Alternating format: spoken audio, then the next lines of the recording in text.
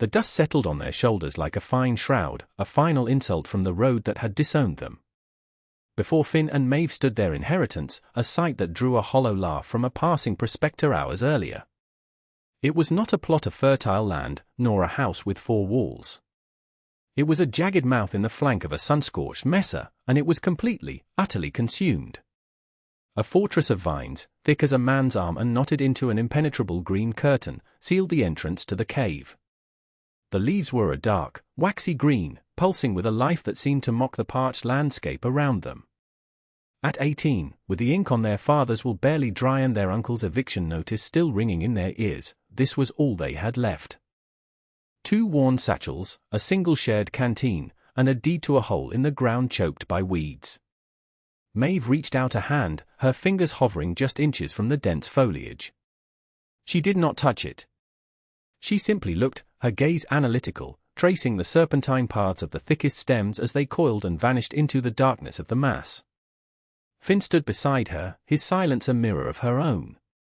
He was scanning the base of the rock face, his eyes narrowed, ignoring the imposing wall of green to study the ground from which it sprang. They were twins, born within the same quiet hour, and they had long ago learned to communicate in the shared spaces between words. Now, in that shared silence, there was not despair, but a quiet, simmering question. Their father had been a man of strange passions, a botanist whose theories had been dismissed as eccentric ramblings by his peers. In his final, lucid moments, he had pressed the deed into Finn's hand. "Don't clear it," he had whispered, his voice a dry rustle of leaves. "Follow it." The words had made no sense then. They made little more sense now, standing before this monument to untamed nature. It was a dead end. A final, cruel joke from a life filled with them. And yet, they did not turn away. Their first day was not spent in a frenzy of hacking and slashing, as any sensible person would have begun. The sun beat down, turning the air into a shimmering haze, but the twins moved with a strange, deliberate calm that seemed alien to their desperate circumstances. Finn emptied his satchel onto a flat, sun-warmed rock. Out came not an axe or a saw, but a small, curved blade with a handle of worn leather, its edge dull with disuse. Beside it, he placed a smooth, grey stone, a whetstone he'd carried since he was a boy, and a small flask of oil. He sat, cross-legged, and began the slow, rhythmic work of sharpening the blade, the scrape of steel on stone the only sound in the vast, arid stillness. He was not preparing for a battle against the jungle-thick vines. He was preparing for surgery. Maeve, meanwhile, retrieved the object from her own satchel, their father's journal. It was a heavy, leather-bound book, its pages filled with elegant, spidery script and intricate drawings of root systems, leaf patterns, and cellular structures. She did not open it immediately. Instead, she walked the perimeter of the vine wall, her boots scuffing softly in the red dust. Her eyes were not on the whole, but on the parts. She noted where the leaves were largest, where the stems were thickest, where the tendrils seemed to reach with the most desperate vigor. She was reading the wall of green not as an obstacle, but as a text. After an hour of this silent observation, she finally sat near her brother and opened the journal. The pages rustled, thin and dry. She found the chapter she was looking for, its title neatly inked at the top, Hydrophasia clandestina. Below it, a single, cryptic sentence underlined twice, "The barrier is the benefit, the path is the prize." The phrase hung in the air between them, a fragment of a forgotten map. While Finn continued his patient sharpening, the rhythmic SHHHK, SHHHK, SHHHK of the stone a mantra of focus, Maeve began to read aloud, her voice soft but clear, absorbing the dense, scientific prose their father had left as their only guide. They were not 2 orphans facing a wall, they were 2 students beginning their most important lesson. The sound of approaching hoofbeats broke their concentration 2 days later. A man on a tall horse crested the nearby ridge, his figure stark against the unforgiving blue sky. He was Mr. Albright, a rancher whose land bordered their own worthless patch, a man whose face was a roadmap of sun and skepticism.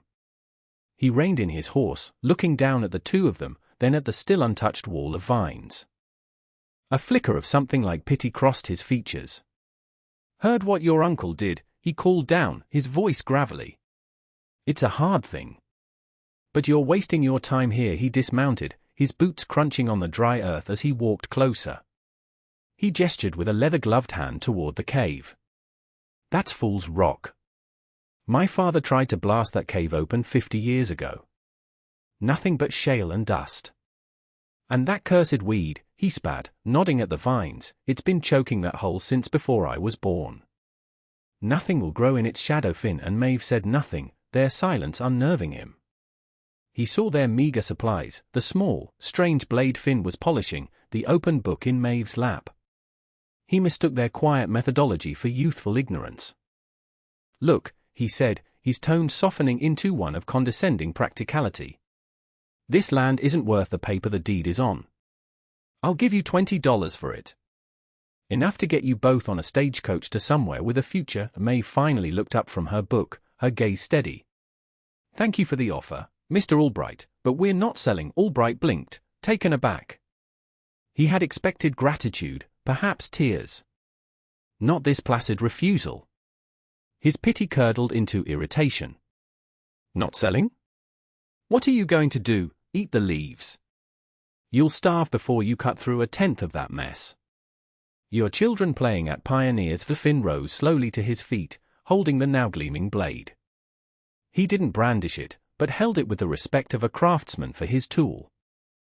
"We have a plan," he said, his voice even. The simple statement, devoid of any detail, seemed to infuriate the rancher more than any argument could have. "A plan," Albright scoffed, shaking his head as he walked back to his horse. "The only plan you need is one that gets you out of this dust bowl. Don't come to me when your bellies are empty." He swung himself into the saddle and rode off, leaving behind a cloud of dust and a heavy silence filled with the weight of his doubt. When the dust from Albright's departure had settled back to earth, Finn turned to his sister, the confidence he'd shown the rancher replaced by a sliver of his own uncertainty. "Are you sure about this, Maeve?" His words, "They make a hard kind of sense." Maeve did not answer immediately. She closed her eyes, picturing the diagrams in the journal, recalling the precise, academic language of her father. She ran a hand over the worn leather cover of the book, a tangible link to the man who saw the world in a way no one else did. "He sees a weed," she said softly, opening her eyes. Father saw a machine. She turned to a specific page in the journal and held it out for Finn to see. It showed a detailed cross-section of the vine, labeled Hydrophasia clandestina. "Listen," she said, and began to read aloud. "Unlike common ivy, which clings to surfaces for support, Hydrophasia is an aggressive water seeker. Its primary root system is conventional, but its adventitious roots, the ones that form the dense wall, possess a unique cellular structure. They are tipped with an enzyme that can dissolve porous limestone and sandstone, allowing the rootlet to bore directly into the rock, following the faintest traces of moisture." Finn leaned closer, his eyes tracing the intricate drawing. "It's not clinging to the rock," he murmured, the understanding dawning on him. "It's boring into it." Maeve nodded, her expression intense. "Father believed a significant aquifer runs through this mesa. He theorized that the cave was an ancient outlet that had been sealed by a rockslide.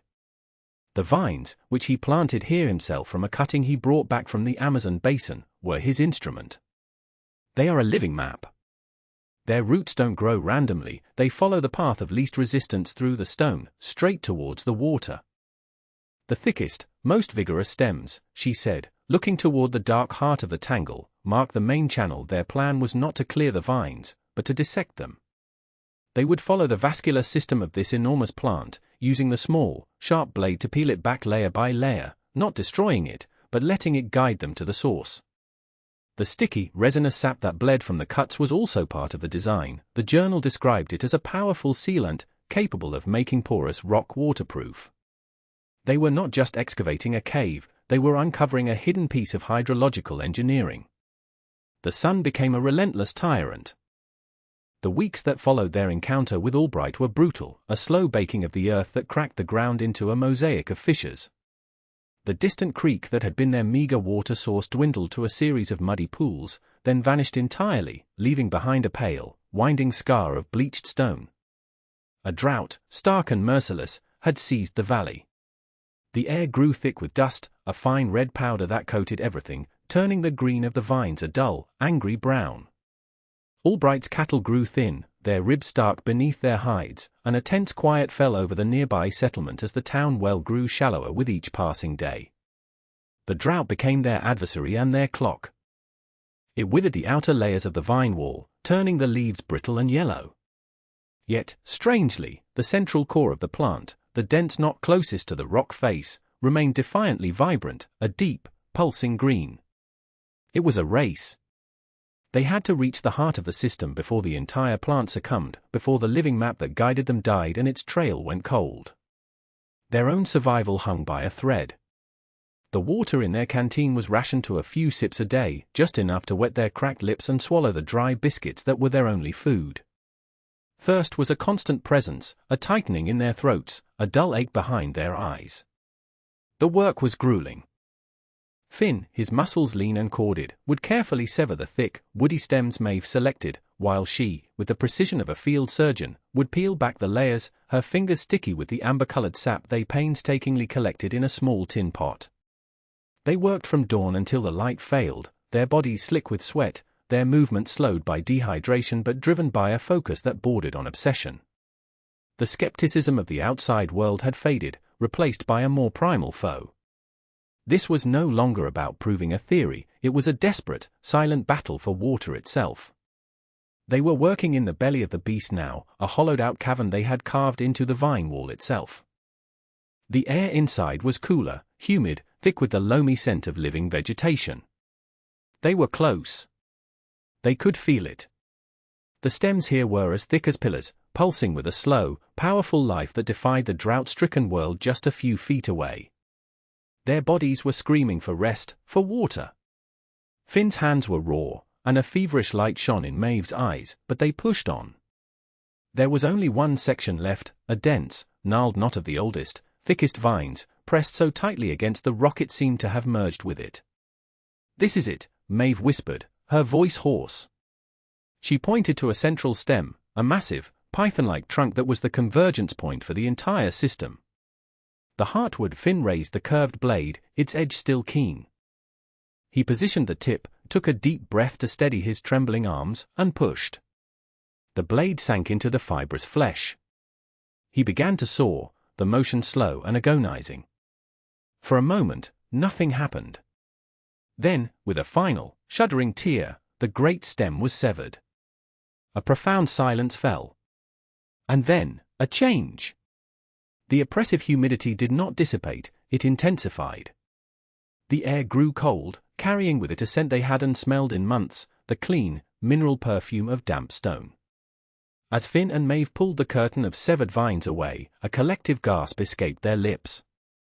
It was not a dark, dusty opening they had revealed. The cave wall behind the vines was not dry rock. It was alive. The entire face of the cliff was a weeping wall, dark and glistening with moisture. Countless tiny rootlets from the vines had bored into the porous sandstone, and now, with the main plant's demand for water gone, the pressure from the hidden aquifer behind it was forcing water out through those same channels. It wasn't a torrent, but a steady, miraculous seep. Droplets formed, coalesced, and trickled down the rock face, catching the dim light like scattered diamonds. At the base, in a hollow worn smooth by centuries of forgotten flow, a small pool was already forming, its surface trembling, perfectly clear. They had not found a cave. They had found a spring. Mr. Albright rode toward the messer not with scorn, but with the heavy gait of a defeated man. The last of his herd was dying, and the town well had run dry that morning. He was coming to the two strange orphans as a last resort, to see if they had, by some miracle, a canteen with a few drops to spare for his wife and daughter. He expected to find the spot abandoned, or worse, to find their sun-bleached bones as a testament to their foolish pride. He dismounted, his legs unsteady, the silence of the place unnerving him. He rounded the great boulder that shielded their camp from the trail and stopped dead. The sight before him defied all logic. Finn and Maeve were there, alive. They were not gaunt or dying. They were kneeling on the ground, their faces streaked with dirt but their eyes bright. And they were ladling water from a small, crystalline pool into their canteen. The source of the pool was the rock face behind them, a dark, wet expanse that wept steadily, the gentle sound of trickling water a symphony in the parched silence. Albright stared, his mouth agape.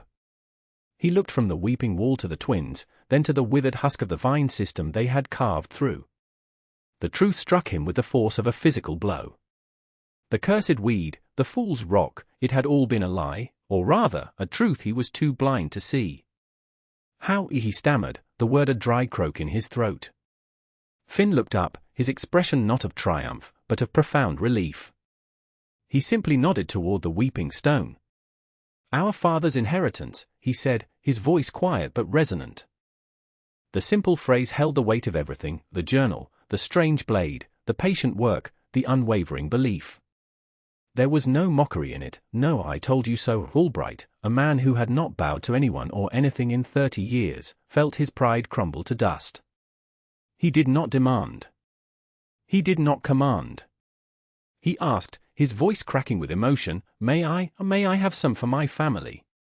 Maeve looked at him, then picked up a second, full canteen and held it out. Take this one, she said. There's more where it came from.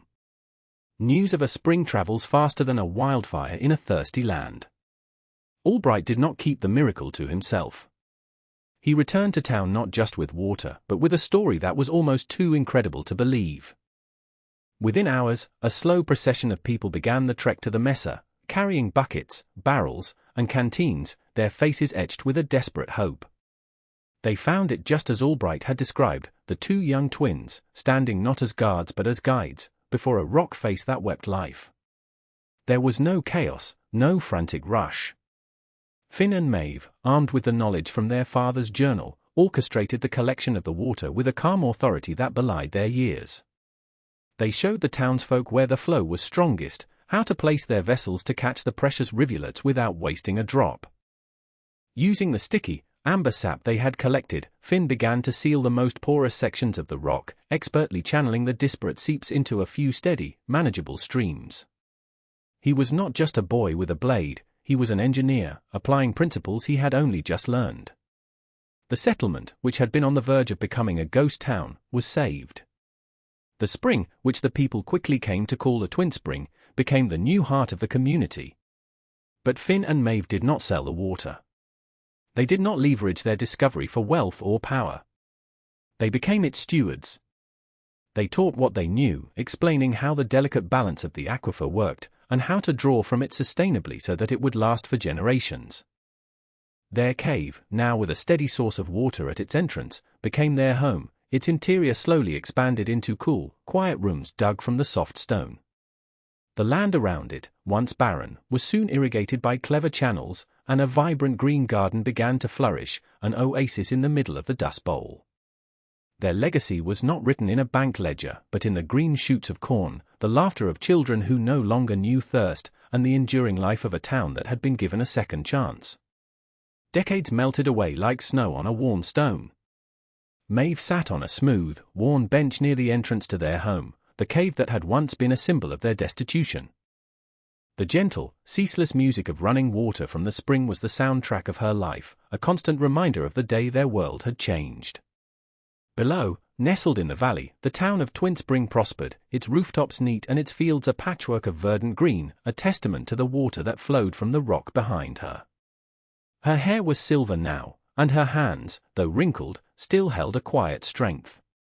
She closed her eyes, and for a moment, she was 18 again, standing in the suffocating heat, staring at an impenetrable wall of vines. The memory was as clear as the water in the pool beside her, the dust, the fear, the crushing weight of their uncle's parting words. A worthless inheritance, he had sneered. A hole in the ground covered in weeds, she smiled faintly.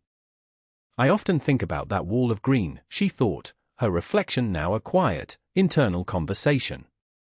The world saw an obstacle, a nuisance to be torn down. But father, he didn't leave us a plot of land. He left us a key. He left us a way of seeing. He knew the world would only ever see the tangled surface, the problem. He taught us to look for the system beneath it, the hidden logic, the solution. She thought of Mr. Albright, who had become their dearest friend and the town's first mayor, his initial skepticism a story he loved to tell with a self-deprecating chuckle. She thought of her brother, Finn, whose intuitive understanding of hydrology had transformed their single spring into an intricate network that nourished the entire valley. Their lives had been forged not by the meager possessions they started with, but by the invisible inheritance of knowledge. They had been given a riddle, and in solving it, they had built a world. The cool, damp air from the cave washed over her, and she felt a profound and lasting peace. The story of Finn and Maeve is not just a tale of survival from a bygone era. It is a lesson etched into the rock of a forgotten Mesa. It speaks to the walls we all encounter in our own lives, the seemingly impenetrable barriers of doubt, the tangled messes of complexity, the problems that feel so overwhelming we don't even know where to begin. It forces us to ask a fundamental question. When you are faced with your own wall of vines, what do you see? Do you see only the obstacle? The world will give you an axe. It will tell you to hack and slash, to apply brute force, to clear the problem away. It celebrates the strength that tears things down. But there is another kind of strength, a quieter and more profound power. It is the strength of observation, of patience, of understanding the system before you try to change it. So look again at the things you have inherited. I don't mean the deeds to land or the figures in a bank account. I mean the quiet knowledge passed down in a story, the strange habits of a grandparent, the forgotten wisdom tucked away in a dusty book or a half-remembered phrase. These are the tools that are so often overlooked. The world will tell you they are worthless, eccentric, out of date. But what if they're not? What if, like the twins' journal, they contain a different kind of map? What if the barrier itself holds the secret to the benefit? Within every challenge, there is a hidden logic. Within every tangled mess, there is a path. And perhaps, just perhaps, behind the very thing that seems to be your greatest obstacle, a life-giving spring is waiting. You simply have to learn how to see it. That is the inheritance that truly matters.